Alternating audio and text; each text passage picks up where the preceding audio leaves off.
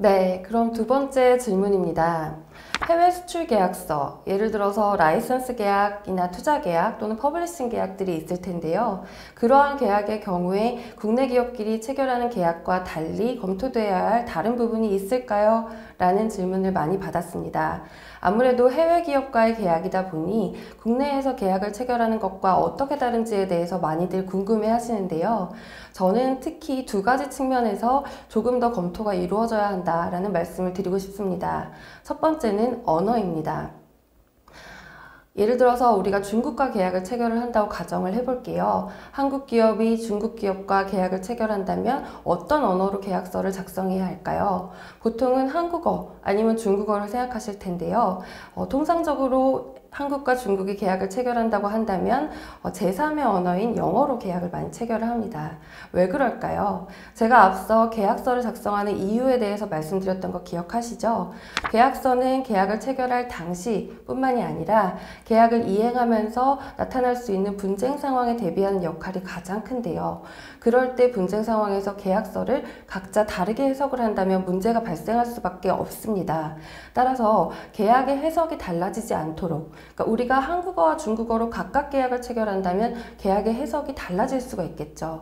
그래서 제3의 언어인 영어로 계약을 체결함으로써 나중에 문제가 생겼을 때 해석을 달리할 수 없도록 하는 것이 가장 큰 목적이라고 할 수 있습니다.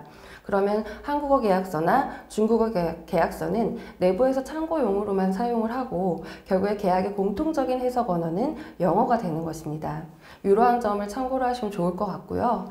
그리고 해외 기업과의 계약에서 한 가지 더 중요한 부분은 준거법과 관할입니다.